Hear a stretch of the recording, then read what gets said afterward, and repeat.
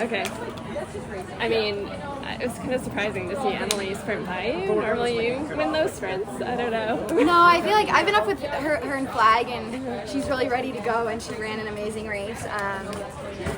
Yeah, I honestly didn't think I would find myself in the lead, especially for that long. Yeah. I was very surprised by that. I wasn't exactly sure. I feel like just with the rankings and like different times that people need to run, like I wasn't exactly sure. I was trying to pay too much close attention to time, but I thought someone would take it.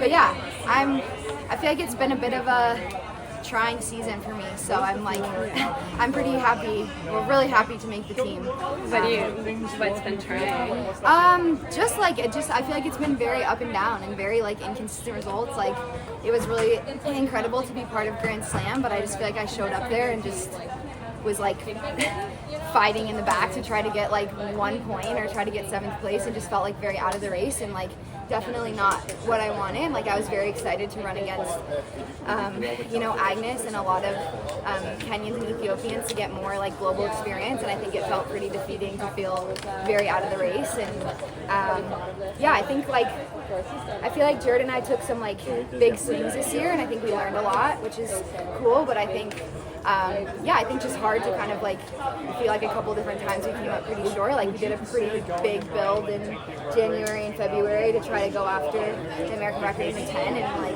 was 30 seconds off. And so I kind of think just little like punches like that to your confidence, and I feel like I just had to keep showing up and keep trusting that it was going to come together. I feel like we were doing a lot of good training, but just felt like it wasn't really coming through, which I think can be hard to come into a championship that way of you kind of want that.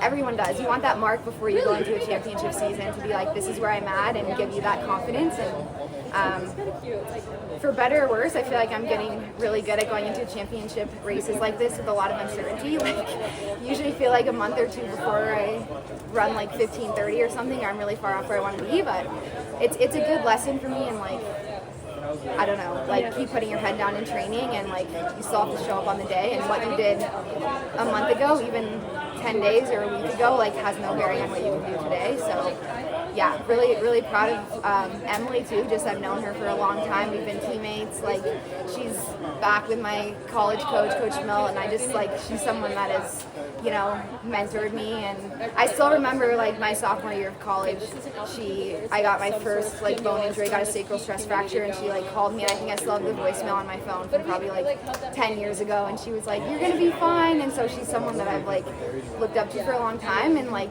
I mean she's been doing this at a professional level for I think 12 or 13 years, so I'm like so happy to see her. And she's been through surgeries and injuries and group changes and coaching changes and sponsor changes, and so I'm really happy to be on the team with her. Will you run the 5 still? Yeah, okay. Yeah, I will. Yeah. Given the kind of tumultuous season that you feel you had, the up and down, so when you did find yourself in the lead and for a long time there, what were you thinking? Like, how did you change your approach in the race, or what was going through your head in those many laps? Yeah, There's a lot of time to think about it.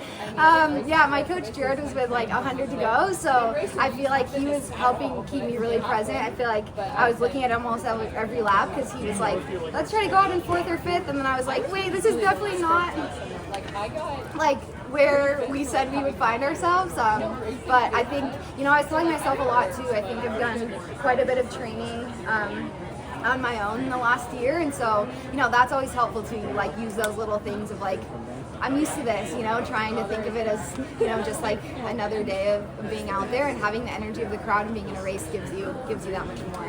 You ran that 15:06 for 5K a couple weeks ago in Portland. Your last 3K was almost solo. Did that give you a little bit of a confidence booster coming in here? Yeah, I'm really glad we did that. We were kind of going back and forth. At first I wanted to do sound, but it was just a little bit of a quick turnaround from when kind of we decided we might want one more race. But I feel like that was a big step of like, okay, we're moving in the right direction, and again, good practice. Just when it's like when you found yourself in the lead, it was like, okay, I've done this before in practice, but also like that was a really good race to practice that too. How did you actually feel during the race night? A little warm and muggy out there. Did that affect you at all? Yeah, I didn't notice it too much. I mean the cloud cover was pretty nice. So it didn't quite have the last gear that I wanted. I would say the last like 5 to 7 laps, I was definitely like break it down like 200, 400 at a time. But it was nice too. I mean, when Taylor took the lead, like it was, you know, really nice to kind of get into a new gear, and also like didn't want to think too much about the time, but I feel like a few of us kind of at least had an idea of like it had to be semi-honest to get in there. So yeah. You've talked a little bit about like the change in environment and now being near to your family, and like I know you traveled a bunch with your mom this year too. Yeah. Like, can you tell me a little bit about like having that environment and like just your like what is around you also that maybe is helping you get through some of the stuff you've gone through? Yeah, I mean, I feel like I feel like my support system is like the reason that I'm here. Like, yeah, not to sound dramatic, but I do feel like there was like a lot of doubt, and you know, as I was saying earlier, just like I feel like especially with Grand Slam, when you like see yourself and you want to be up there and you feel really far from where you are, it's like it's super defeating, and like obviously it's like the most fun to win, but it's like at the very least you just want to be in the race. Like I was like I'm not even, you know, like necessarily being like win or bust. It's like I just want to be in the race the last like 200 or 400, where you feel like that's what we all train for, and that's like the really fun part, and I feel like when you get the most out of yourself. So